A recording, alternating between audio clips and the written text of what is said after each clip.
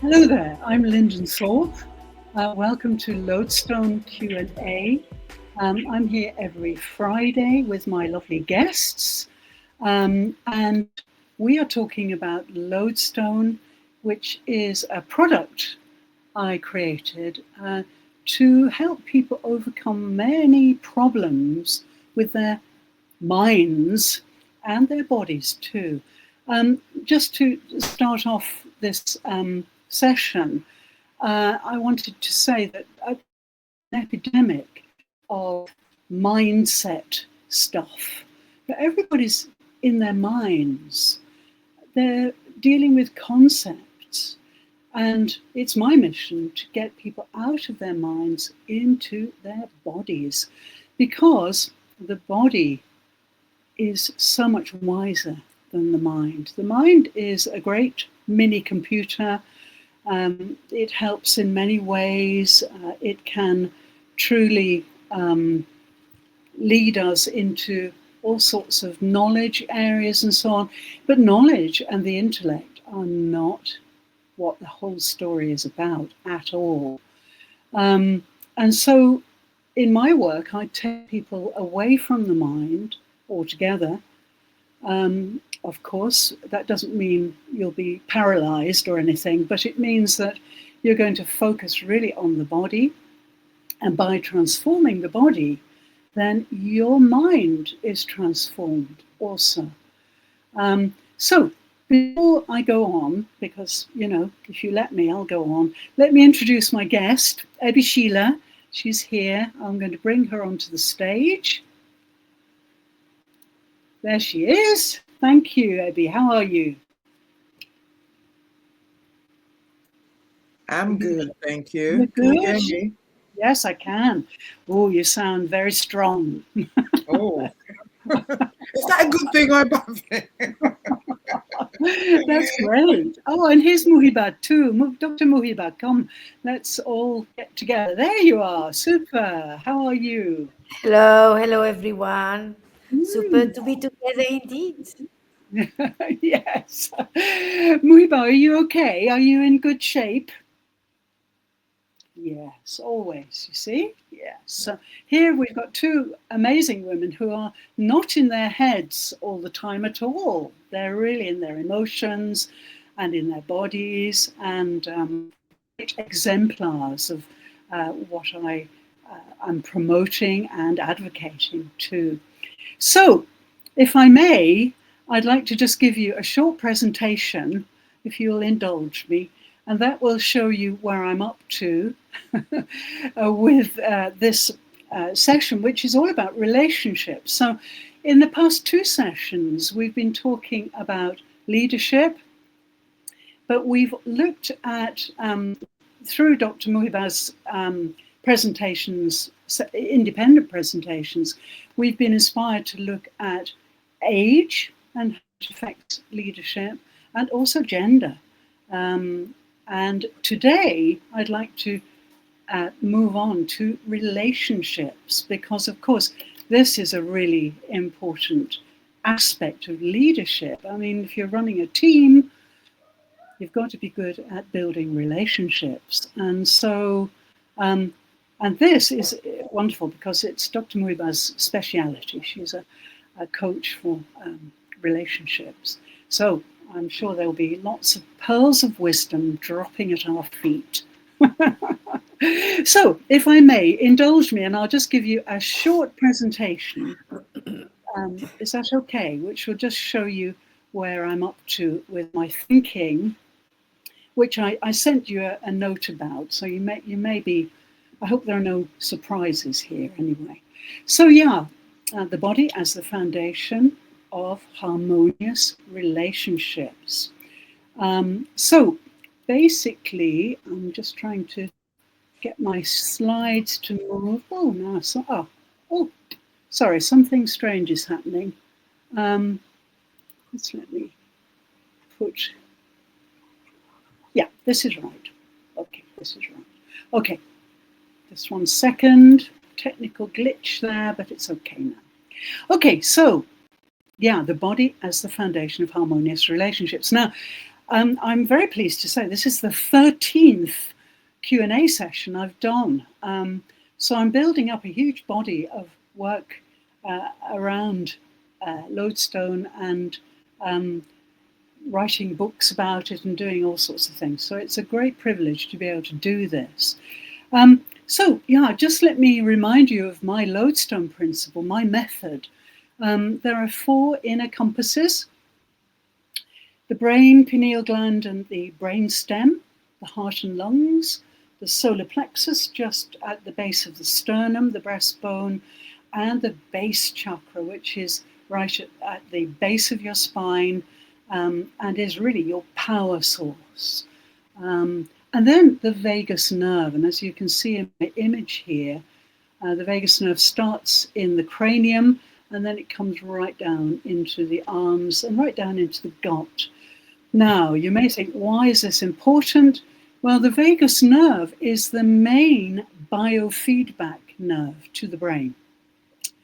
And when we live away from nature in vast concrete cities and so on, we really lose touch with our vagus nerve. It becomes very dull. It's not toned up because we're not really using it. So my principles work on the idea of toning up the vagus nerve, and the vagus nerve will then give supreme feedback to the brain. Now, last week we talked about burnout, and of course many people are reporting that burnout creeps up on them. As Riba said last week, it's like a snake. It creeps up on you, and then it's too late. You have to go through the process of breaking down and burning out and all of this. It takes a long time to recover. But if your vagus nerve is well toned up, and that's what my method does, based on audio transmission, then you will be able to get the signals. Because people are in their minds all the time, worrying about mindset and so on, they're not getting the signals of distress from the body. And that is physiologically because their vagus nerve is poor in tone.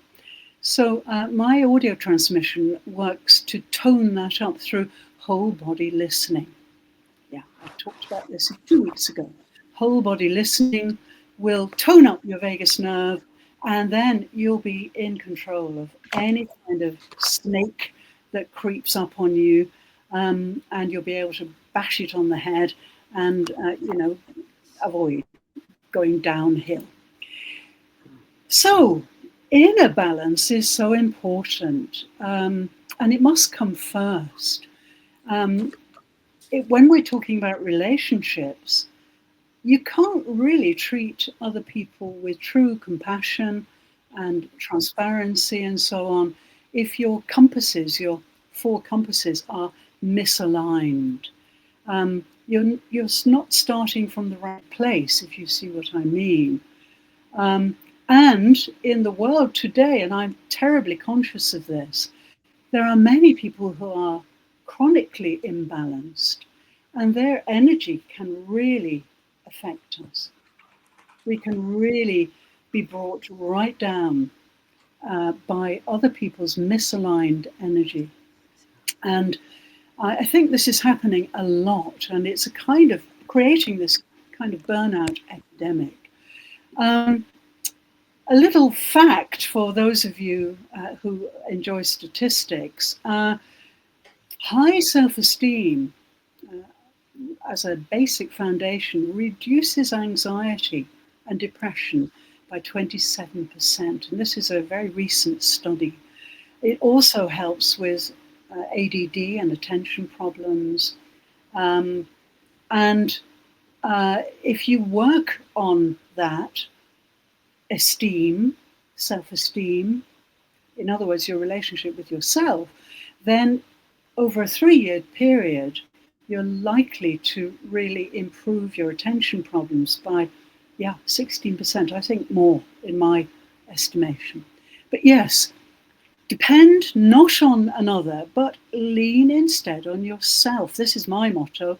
It's a Buddhist idea, and it really is how we can best negotiate the world. You can never be truly happy if you are not in touch with your true nature. You are always looking outside for somebody else to make you happy. Happiness starts inside, and we each have a unique way of generating it. And of course, if you're out of balance, then it may be very difficult to be truly happy. I constantly ask people, are you truly happy? And they say, oh, I don't know. Am I truly happy? I really don't know. And they can't kind of get it. So then they go away and think about it. Next time, in a few days, I have a message saying, what do you mean by true happy? So true happiness is when, inside everything is bright and easy and smooth and integrated. And I've been truly happy for years, which I'm so grateful for. Self-dependence then in my work is really important. Stability comes from me, nobody else. So if I'm marooned on a desert island, I can still be happy. It comes from inside, and it doesn't come from the expectations of people outside. Then we get into the disappointment, downward spiral, and depression, and so on. But if you're dependent only on yourself, you can never leave that place. It's solid, and your well-being really depends on it, to be frank. More studies have been done on this. So important to be yourself in the world. And I don't know many people who are. They're always playing to the audience. Very important to be exactly who we are. And as Emerson said, to be in a world that's constantly trying to make you something else is the greatest accomplishment. Yeah, we are pressurized by the outside world to follow certain pathways for careers, for family, for whatever the society offers. But if we can be ourselves truly, then we will always be mentally stable. And this little image here, I'd like to just talk briefly about it. This is the parable of the two arrows. And I especially wanted to tell Ebby about this because we've been talking. The parable of the two arrows is remarkable because it says, of course it's a Buddhist parable, it says that the first arrow that is shot at you will really hurt.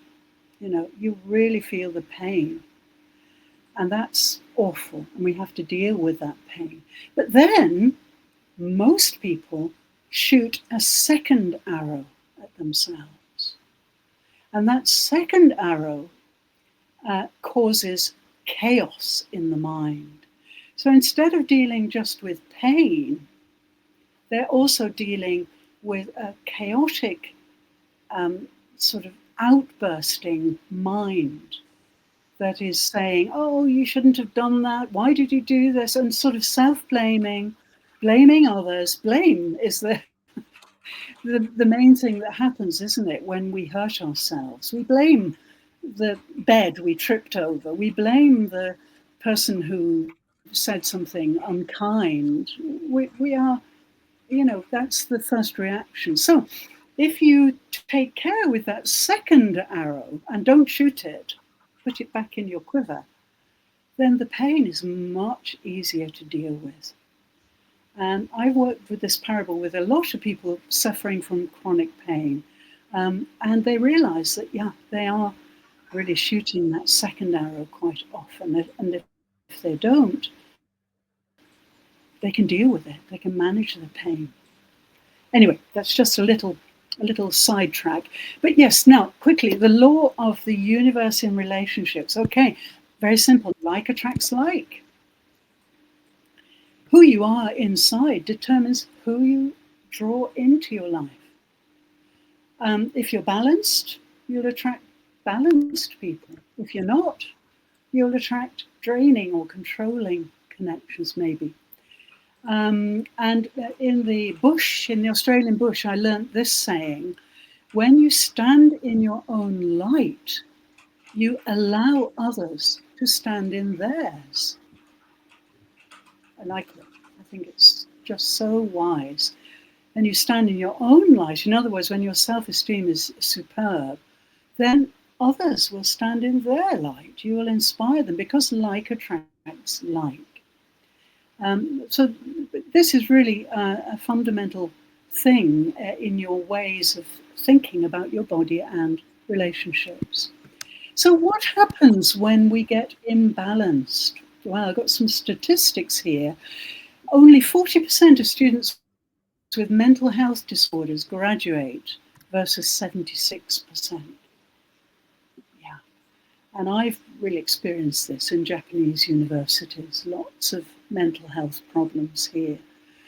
Another statistic, highly competitive learning environments, 37%, and depression and anxiety, 69%. So these are really very difficult situations. That's the case of Japan, where I am. Highly competitive, too competitive. So the implications are relationships in these kind of states are transactional. They're not really transformative. You're just getting through the day. You're just getting through each hour if you have this kind of imbalance. You're waiting for the clock to strike 5 so you can go home. Time becomes a real factor when this imbalance sets in. Self-care is never a selfish act. It's simply good stewardship of the only gift I have. Parker Palmer has written some wonderful stuff about your relationship with yourself, which I'm sure my guests are aware of. Non-violent communication is something I'd like to mention as well, because in the Buddhist pathway, this is really important. There are 4 steps: to observe, to feel, to need, and then request. And this works really best when the nervous system is regulated. So again, I come back to my inner compasses and back to the whole idea that if you really trust yourself, then you are the one, you know. Everything will go smoothly if you trust yourself, but so many people do not. I've just published a book. It's called Your Body is Your Business Plan. I published it on Monday, and it's going quite well. This has the key principles for relationships. Your mind as a servant, not a master. Talks about embodied presence, trust, the 4 inner compasses: clarity, compassion, truth, stability, and then spirit, which integrates everything. And without spirit, relationships become transactional. By spirit, I don't mean anything religious. I mean your essence, your energy, which is transported in your body and the way you act in the world. And yeah, I wanted to write this to help people with burnout and avoiding burnout. So burnout is not a failure. Please remember that. It's your body trying to get your attention before it's too late. I think this really helps people. They blame themselves for allowing themselves to get burnt out. There we go. That goes back to esteem, self-esteem. But it's not a failure. It's because you're not getting the signals, because your vagus nerve maybe is not in good condition. So it can be something very physiological that will avoid burnout. Finished. Connection. Yes, in the field, we see each being as a Buddha. This means you can be compassionate even with a murderer. And, many stories talk about the Buddha and his relationship with criminals and murderers. We see every human being as a Buddha. Okay. And there's no attachment, no aversion. We go down the middle way. But what is important is right intention, as we call it. This is pure motivation to connect with the people around you. Sincerity. I find people are not so sincere, they're not so transparent, because they're not honest with themselves, maybe, in the first place. You yourself, as much as anybody in the entire universe, deserve your love and affection. So self-love, which is Abby's speciality, is so important. My relationship with myself is really the most important, and it's not selfish. Yeah. A little indigenous wisdom, whole body listening, no sense of time. Time is a circle. No real agenda except to keep the world, the natural world, thriving. And to Aborigines, especially, relationship is about energy. It's an energy exchange. And they have incredible integrity, which really sustains the flow. The law of reciprocity, balance in giving and receiving, is really important. When you listen deeply, the land and the people speak in the same voice. So the land is so important to Aborigines. Common imbalances, overgiving, poor boundaries, emotional reactivity, loss of bodily awareness, loss of EQ, relational intelligence, self-esteem, self-efficacy, academic engagement. Yeah, the facts are all here. Insist on yourself, never imitate. I really hold with that. These are ways to ensure that you're socializing in a secure and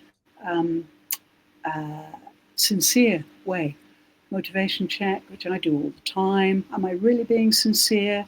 Do I have the courage to say, no, I don't like this, or I'm not in agreement with this? No expectations of people at all.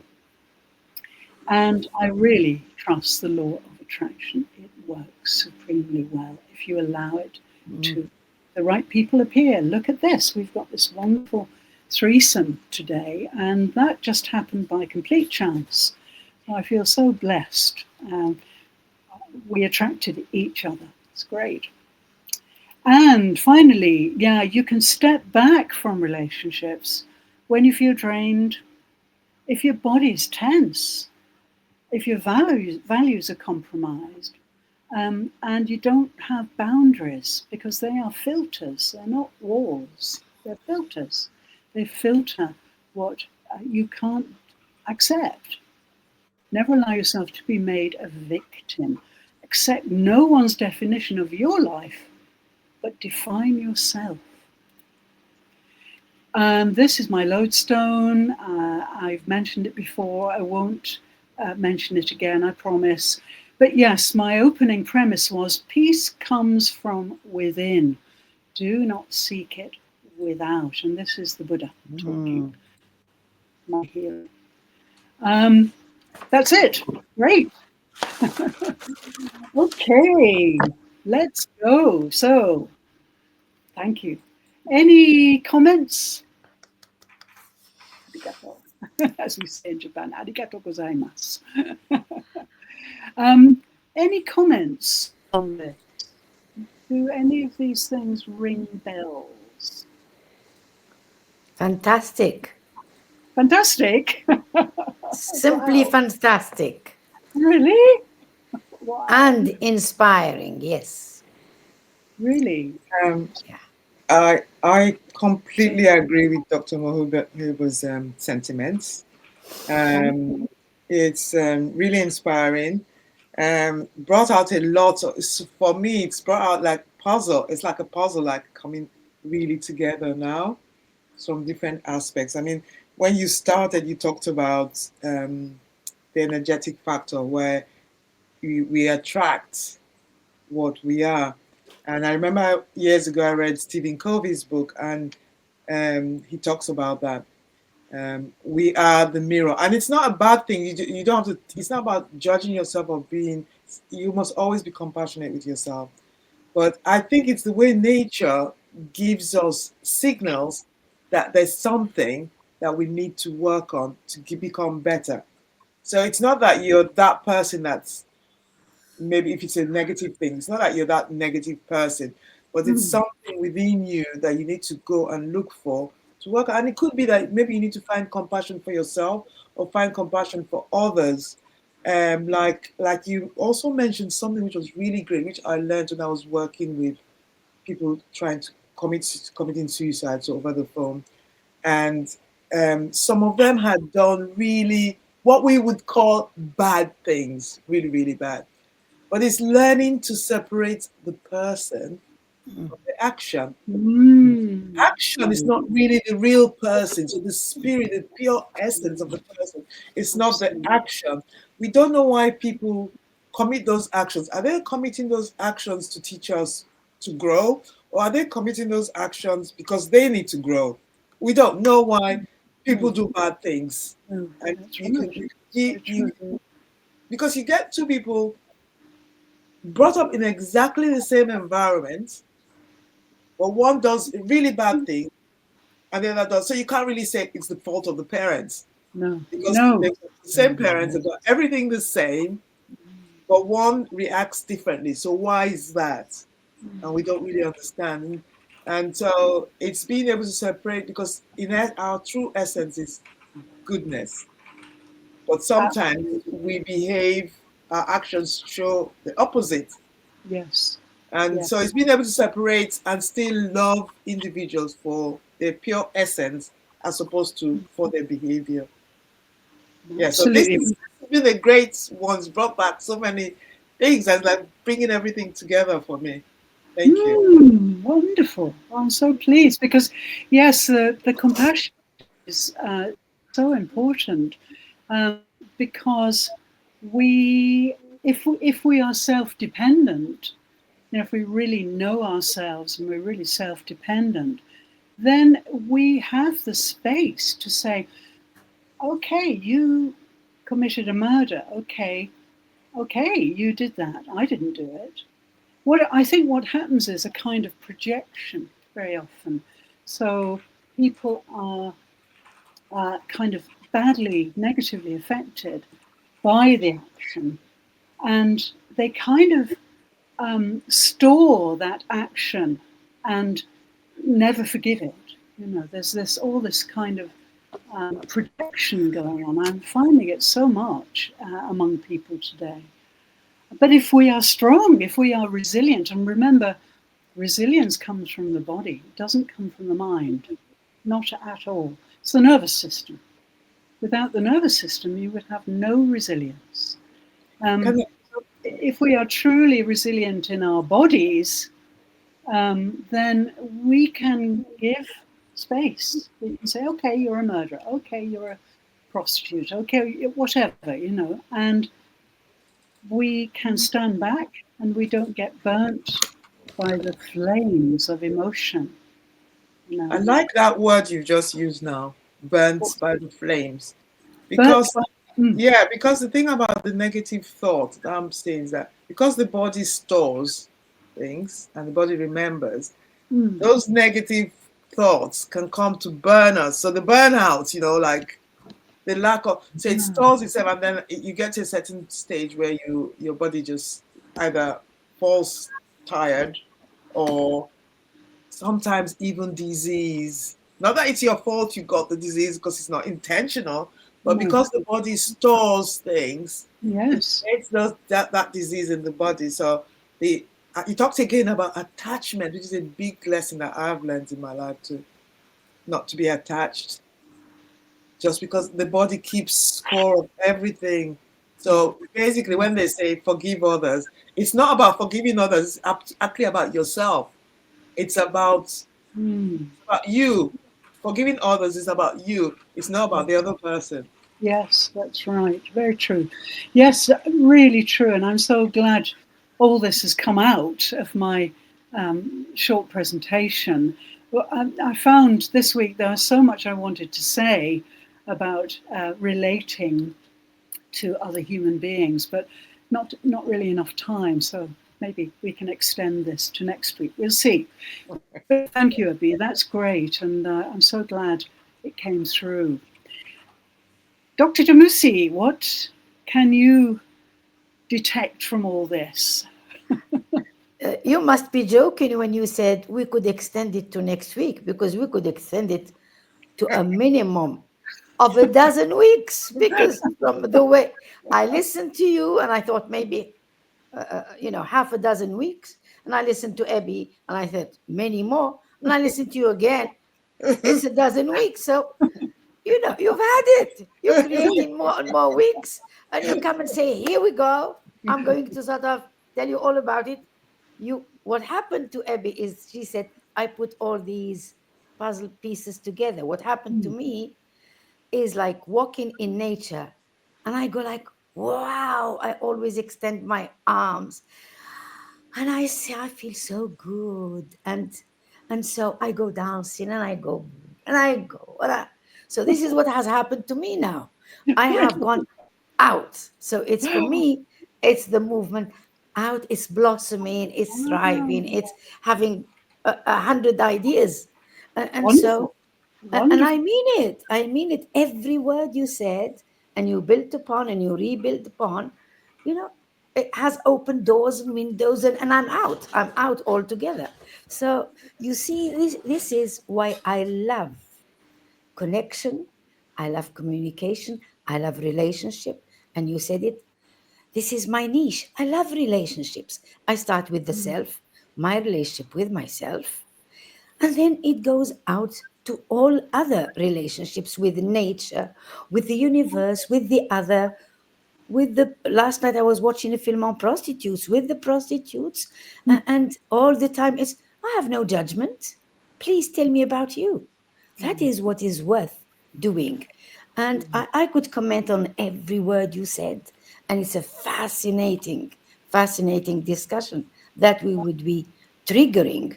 And talking about one of the aspects you spoke of, how we are not the same. Abby spoke of the fact that even if you bring up children together, the same parents, the same context, they turn out not to be the same. I can tell you something very interesting. I am mother of twins. Before I delivered, before they came out to the universe, I was already saying, telling my mom, the one who is on my right is not at ease, because it's the one on the left that is pushing a little bit and putting him not at ease. And when the day I had my twins, before they could name them, I was telling my mother, this one on the right is crying all the time, the other is not. She said, this is the one who was not at ease in your belly. So you see, before they even came out, Yes. we refer to them in colors, the one in blue and the other in orange. So before that, they were completely different. They grew up completely different. And they are identical twins. Yeah, They are identical twins. So yes. you see Different how different DNA. we are. Yeah, how Yeah. different we are from the context, although they were exactly the same when they were created. And the fact that one was 100 grams bigger than the other allowed him to balance and to push the other. See how these intricacies, these subtleties affect us, and we don't know why. And we Yes. have to really go into it. And again, I go to my famous claim that I am whole. And I am truly home, because every time I listen, every time I move around, it's the whole of me that is moving around. And so when I got, for example, my first burnout, I like the fact that Abby referred to it as signals. I referred to it as warnings. I had my warnings, but when you don't know a disease, you don't recognize the signals. You don't recognize the symptoms. I often say if you've had your first burnout, that's okay. Second burnout should never come because you have known the signals. That's it. Yes. And so the signals are there. They are physical, they are mental, they are spiritual, they are fundamentally there all the time. And I didn't see them. Not the second time. I was aware. Wonderful. Yes. The signals are so important. And yeah, I think that most people are kind of somnambulating through their lives. They're not aware, they're sleepwalking. And recently I created a body awareness scan. And this is it's a questionnaire, really, but it takes you through how aware each part of your body is. And then it analyzes those results. And wow, the people who've done those tests, they're not aware of their bodies at all, not hardly at all. And they're so surprised. And of course, they start blaming themselves. Oh, because I didn't do this, I'm not, and they start blaming others quite often. Oh, it's my husband's fault. But basically, and that was my main premise, really. If we really know ourselves and we're really in tune with ourselves, then we can't blame anybody else. And anyway, blame doesn't come into it. But body awareness and spiritual awareness, definitely as well. Those two things are very unique to each of us. You're twins, Muhiba, completely different DNA. And people think because they look the same, they must have the same structure, but that's just not true. We are all unique. And I think that is a huge inspiration, isn't it? That there are 8 billion utterly unique people on our planet. So it's remarkable to me that we connect at all, that we can, connect and build relationships. Relationships are just so amazing to me, especially if they survive and are successful. Of course, many don't. But it's just amazing with all the differences and the uniquenesses that we can find common ground and we can bond with each other. I love it. If I may comment on this point about relationships, some people, when I meet people and I connect like with Abby and later with Lyndon, people would immediately ask me, "What do you have in common? What is it you like about them?" I say, "Excuse me, I will take time for that. For the moment, I enjoy the relationship. I go into the relationship without any idea why I'm connecting with you. No idea whatsoever. I feel comfortable. I feel at ease. I feel so happy to be with you. And then I will take time. And then my brains will work later, and tell me, well, of course, remember this and this and this, and everything will become clear to me. But at first, is the physical, mental, spiritual, you call it what you like. The connection is there, and I don't want to think. I enjoy it first. It's like love at first sight. You have no idea. It's love at first sight. You haven't got a clue why it has happened. No. Later, you can work on it and understand why. So Yes. let yourself go. You like Yeah. someone? Wow, enjoy the Yeah. relationship. Well, Living, living. that is tremendous, isn't it? Because you're so trusting. Yeah, yeah, Trust, yeah, yes, trust yes, is yes, yes, yes. such an Yeah, be important present. point. Live in the now, be present. Something you mentioned at the beginning, you talked about balance. That really, it's flown out of my head now. Yeah, yeah. You talked about balance, and you talked about the vagus nerve, and you Mm, talked about living in a city and a yes. different. And Yeah. I can attest to that because I live in a city. I live in London, which is a city, well, a concrete jungle. It has its beauty, Yes, it Well, is. if you like a lot of buildings, um, but like as Dr. Mohiba talked about, it's like when she goes out, she just feels that way. And when you're in the city, you don't really realize how much loss you're getting until when you go out into the countryside and you kind of think, oh my gosh, what is the difference? And but I think you can still get in the city, but you need to be aware of how your body is reacting. And I think this is where we get lost in that we're not really aware and take that time to go outside and just breathe, maybe early in the morning or late in the night when it's quiet, to just breathe and just appreciate nature, where you can find maybe a park, because you can go to a park, or some people where they live is just all concrete. But you can take the time to go to a park maybe early in the morning or in the evening and just see with the trees, which are like us. People think the trees are just like us. They have their own language. We just can't hear them. Now, I've always known this even as a child, and now in science, I think it's beginning to come up with the language. And I was listening to something on YouTube where the mushrooms have it. They sing a song, and you put some thing on it, and you can hear the music that comes out of them. So they do have feelings, and it's connecting with nature. It's like when Dr. Mariva put her hands up that way, and I just Mm. kind of felt it. I kind of thought, oh my gosh, that feels so beautiful. Because being in a city, sometimes I forget, and I have to make sure I take myself out of the city once a month to go to the country Good. and just stay there for a whole day. Yeah. So So important. the balance, that balance is so important Yes, for yes. our self awareness and for our recognition of what's going on inside of us. When I just reminds me of when I was with some tribal people in Australia.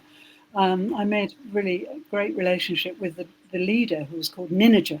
It's this very small lady who was reputedly 106 years old. Anyway, Oh, so one day I said to her, um, "Why? What did I say? I said, why do you love the land? Because the land is their whole life, in traditional life." And she said, because I'm part of it. And I said, what do you mean? She said, well, and then she described how she saw the whole of planet Earth, which was as a giant tapestry.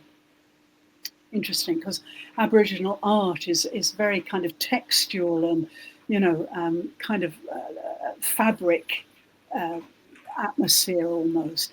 So I said, what do you mean? And she said, well, every species is a stitch in the tapestry. Some stitches are broken, some are faded, some are large oh, and that's lovely. vibrant, some are absent altogether. And she said then, until all the stitches are in place, Yeah. the earth will never be happy, which really sent shivers up my spine. This is so true that we are, we're out of, but the earth is out of balance because of our behavior We're not connected. We and Uh, should because we're not be connected. Yeah. disconnected from each other. if I may comment on at the same time balance and this Mm, tapestry, which I love. Balance for me is so essential that one is in balance, Mm. is enjoying proper balance. It's like dancing. You mm, cannot hold someone's hand if you or the other is not in balance, because you are bound to, shake the mm, other, bring the other down. So you mm. need both of you to be in total balance with yourself, so that when you are dancing, you're dancing and you are just enjoying the dance. You're And not thinking, sing. oh my God, she's going to make me fall any minute because, whoa, whoa, oh my God. No, you need to be in that perfect balance.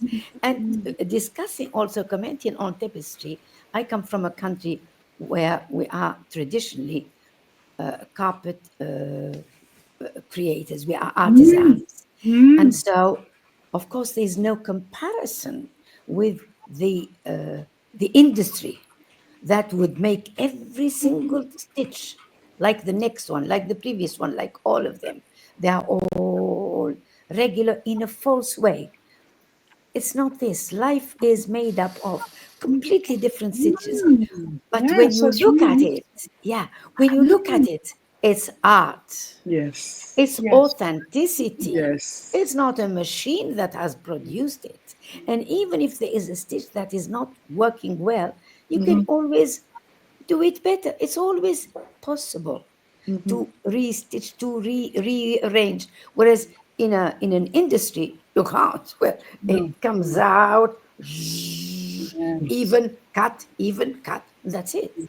Whereas Yes. the art, and as this Aboriginal lady says, we are. This is the art of life. This is irregular, what we call irregularity, but I would call Uniqueness. authenticity, Yeah. Mm. uniqueness. Every Mm. stitch is absolutely different from the next one and as beautiful.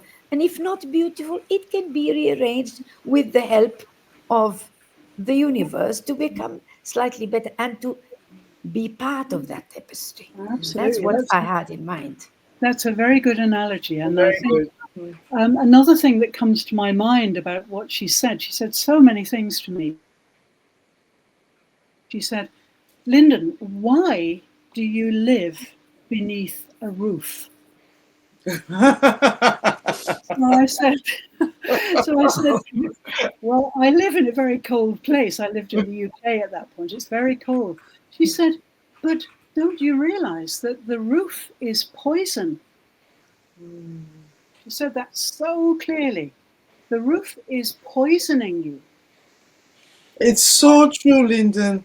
Because when I sleep under the stars, and when I go camping and I sleep outside in the weather, I live in the UK and it rains all the time. But so on the occasion when it doesn't rain and you're sleeping under the stars, Mm, it's so much different in yes. your mind, in your body, everything is like you feel an inner peace, and you just kind of feel, and you kind of think, wow, this life is beautiful. You just feel so everything's beautiful.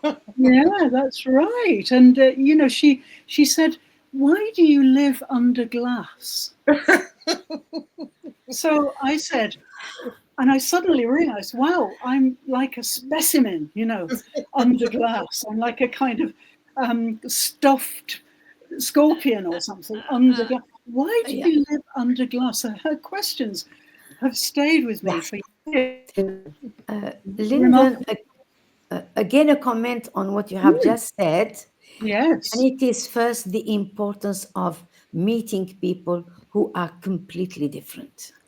I Mm, often completely, because they are the people who would ask you questions you could never ever think of yes. asking, let alone answering. I mean, this is the obvious. And this Yes. is the beauty of meeting people from other cultures. That Mm, is so important. And the yes. second is the hegemony. Well, hegemonic cultures have Mm, tried to teach the world how to live, how to think, what to believe, etc. And mm, this is false from day one because they yes. have never ever thought of listening. They come with a hegemonic culture and tell people what to do.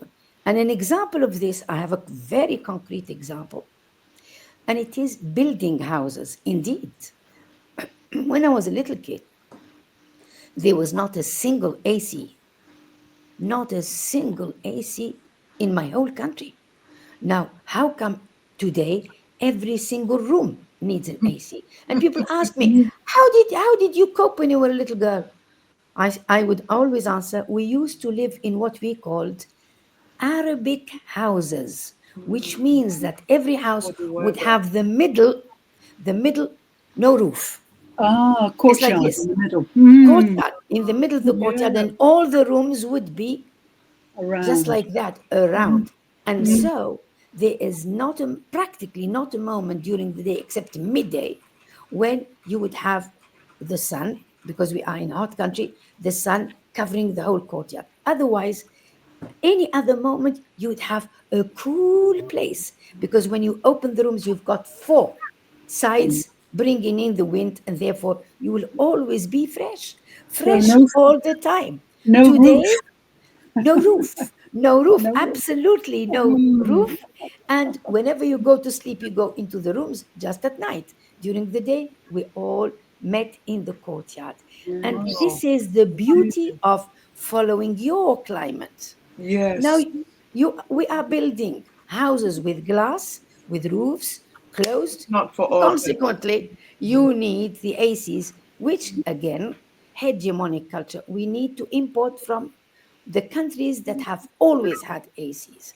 And Hmm. this means extra, Yes. extra, extra expenditure, which was Yes. never needed when we were little ones. And Yes. that is the sorry side of just having another culture come and Yes. either impose on you something you may have Not thought at the natural. beginning Hmm. not natural, not authentic, Not does not authentic. correspond to the culture, to the climate, particularly the climate, Mm. and the material with which you build, the material with which you Yes. build. That's yes. Yes, it's so important, I think. Yeah. Yes, great points. And I think in so-called developed nations, Yeah. let's call them those for a moment rather than hegemonic, but developed nations, um, we have tried to replicate nature. Yes, yes, yes, yes. And this was what Nina just said to me also. She said, why have you left the lands? Because she could see I was a very spiritual person. She held my hands and she cried a little bit. And she said, why have you left the lands? Hmm. And that absolutely, I was completely bowled over by that. And it changed my life totally. She changed my life totally because then I really started to examine what Hmm. we have done. And what we've done is we've turned our backs On on nature nature. to a Yeah. large extent, haven't we? And we have tried to create something better, haven't we?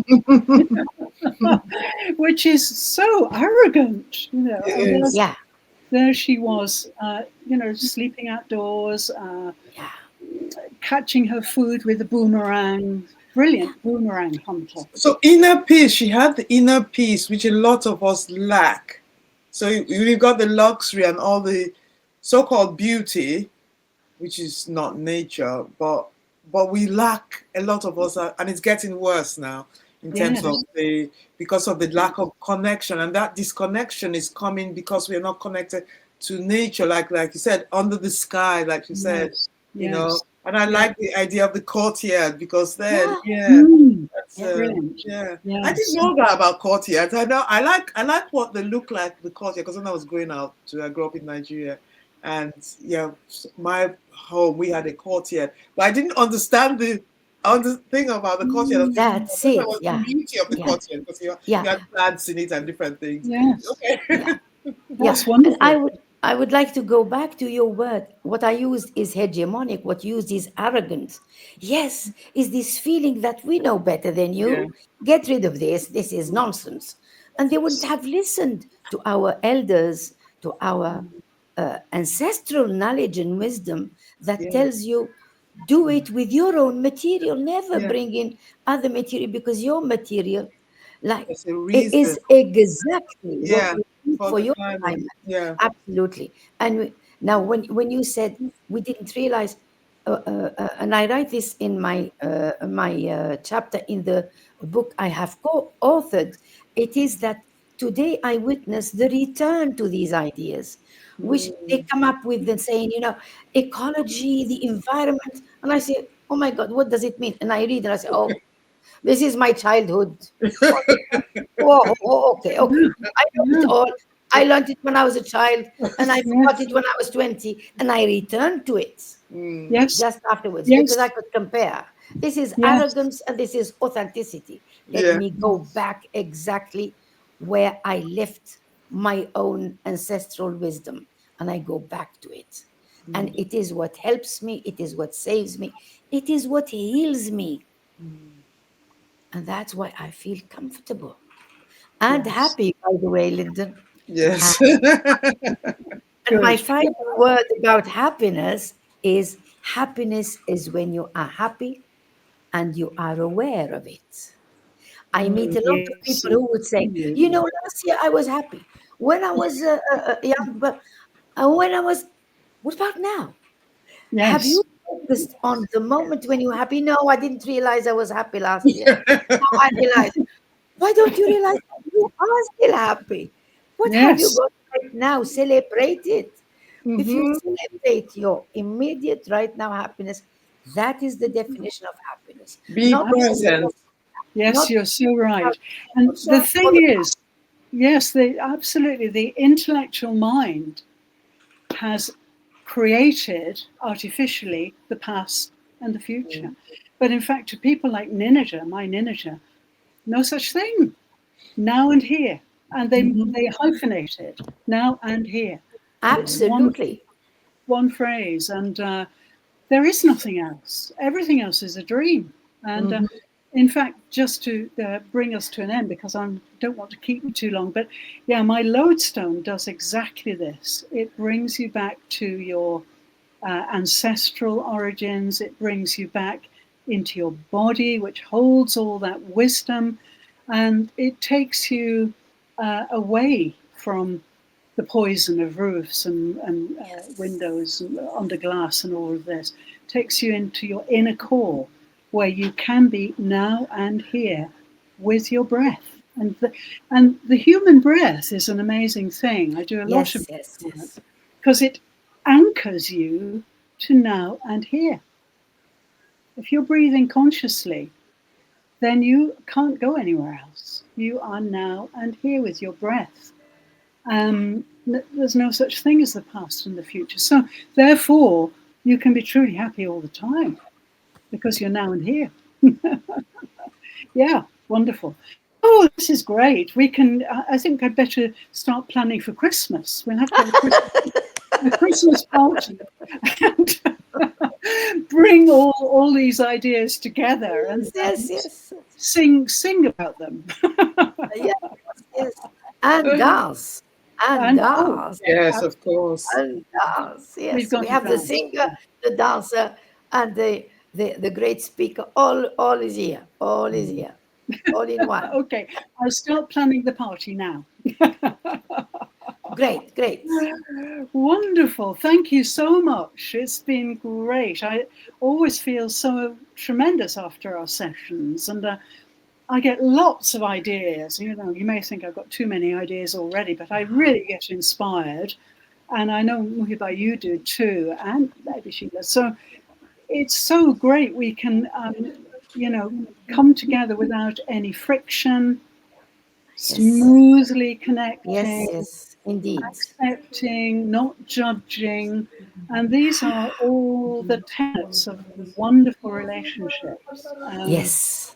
And we are a superb example, I think. Thank you so much. I will let you go back to your lovely Friday now, and hopefully see you next Friday. But I know you're busy, and especially with a um, summit coming up. But I can still do Friday. It's only an hour. really, well, if you Yes. if you can make it, I'm so delighted, and we can go even deeper into these things. So I'll start to plan for next week and let you know about it before we. Fantastic. Great, Fantastic. thank you. Great. It's my Thank you weekend. so much. My weekend. Friday is my weekend, so I enjoy my leisure time with you. Wonderful. Fantastic. That's what we dreamt about, wasn't it, Muhiba? We said we have Absolutely. leisure time together. I'm so glad it's leisurely and not, Yes. too Oh, yes. serious. And wonderful. Thank you so much. And I'll Thank see you Bye, next. you. everyone. Thank Bye. you. Bye Thank bye. you. Take you off the stage now. Bye for now. Bye bye bye bye. Thank you so much. Thank you Thank you so much. too. Bye. Bye bye. Bye. Wonderful. What a wonderful session. So much to talk about. And the topic was relationships, as you know.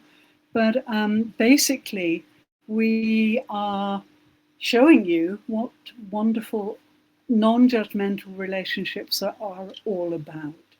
And the three of us are so different.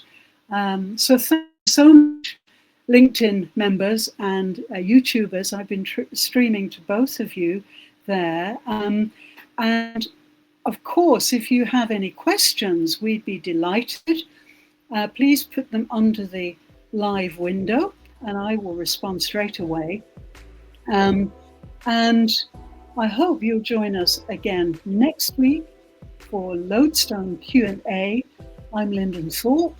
I'm here every Friday to start your weekend and to bring you extraordinary perspectives on human life. Thank you so much. See you next week. Have a great weekend. Bye for now.